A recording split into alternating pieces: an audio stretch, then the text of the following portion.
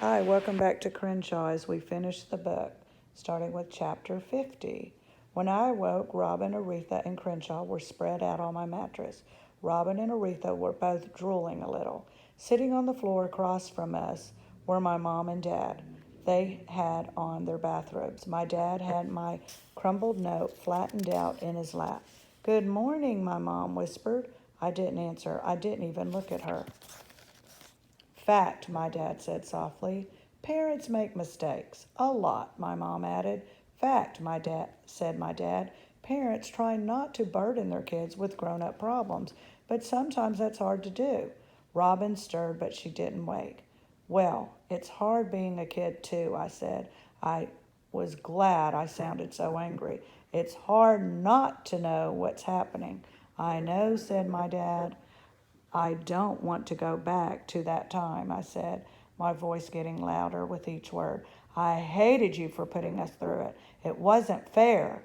Other kids don't have to sleep in the car. Other kids aren't hungry. I knew that wasn't true. I knew there were lots of other kids had it worse than I did, but I didn't care. Why can't you just be like other parents? I demanded. I was crying hard. I gasped for breath. Why does it have to be this way? My mom came over and tried to hug me. I wouldn't let her. We're so sorry, sweetheart, she whispered. My dad sniffed. He cleared his throat. I looked over at Crenshaw. He was awake, watching me carefully. I took a deep, shuddery breath. I know you're sorry, but that doesn't change the way things are. You're right, said my dad. No one talked for a few minutes. The only sound was Crenshaw purring gently, and only I could hear him. Slowly, very slowly, I began to feel my anger changing into something softer. It's okay, I finally said. It's really okay. I just want you to tell me the truth from now on. That's all. That's fair, my dad said. More than fair, my mom agreed. I'm getting older, I said. I can handle it. Well, then here's another fact, said my dad. Later, last night, I called the guy who wanted to buy our guitars. He told me his brother owns the music store down by the mall, excuse me. He needs an assistant manager. His brother also has a garage apartment beside the store that won't be occupied for a month. It'll give us a roof over our heads for a little while anyway. Maybe some more work. That's good, right? I asked. It's good, my dad said, but it's not certainty. Here's the thing, Jackson. Life is messy. It's complicated. It will be nice if life were always like this. He drew an imaginary line that kept going up and up. But life is actually a lot more like this. He made a jiggly line that went up and down like a mountain range. You just have to keep trying. What's that expression? Asked my mom. Fall down 7 times, get up 8.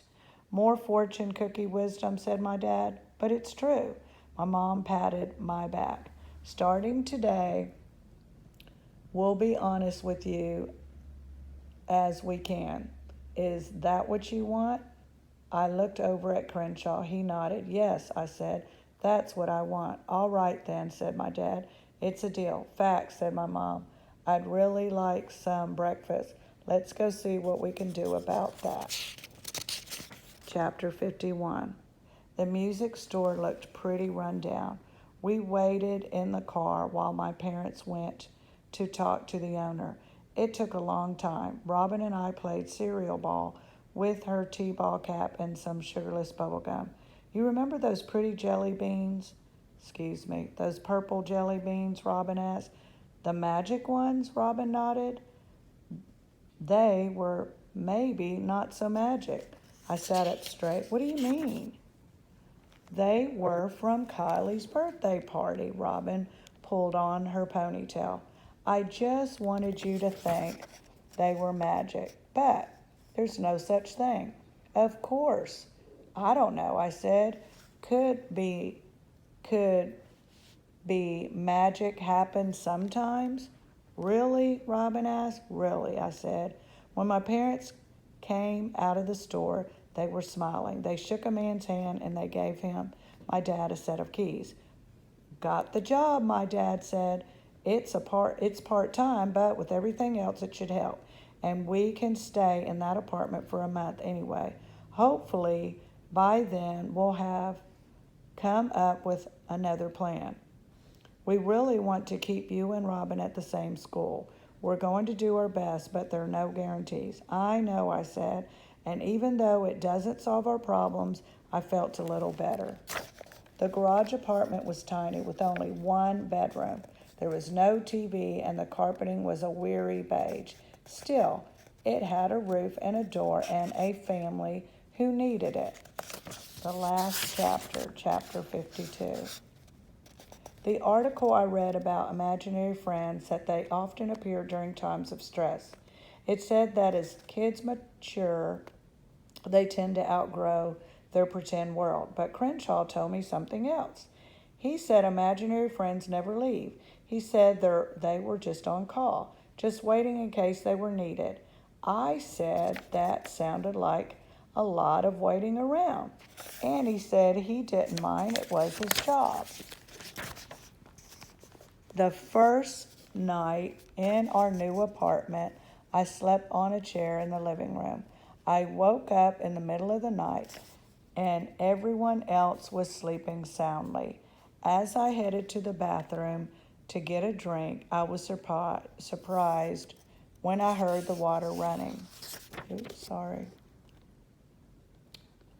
As I headed to the bathroom to get a drink, I was surprised when I heard the water running. I knocked, and when no one answered, I opened the door a crack. Bubbles floated and danced. Steam billowed, but through the mist I could make out Crenshaw in the shower, fashioning a bubble beard. "Do you have any purple jelly beans?" he asked. Before I could answer, I felt my dad's hand on my shoulder. "Jackson, you okay?" I turned and hugged him hard. "I love you," I said, "and that's a fact. I love you too," he whispered. I smiled, recalling the question I'd been meaning to ask. "Dad," I said, "have you ever known anyone by the name of Finnegan?" "Did you say Finnegan?" he asked with a faraway look in his eyes. I closed the bathroom door, and as I did, I caught another glimpse of Crenshaw. He was standing on his head. His tail was covered with bubbles. I squeezed my eyes shut and counted to 10, slowly. 10 seconds seemed like the right amount of time for me to be sure he wasn't going to leave. When I opened my eyes, Crenshaw was still there. There had to be a logical explanation. There always a logical explanation. Meantime, I was going to enjoy the magic while I could. And that's the end of Crenshaw. Now, if you enjoyed this book, check out other books by Catherine Applegate in your library. Have fun reading.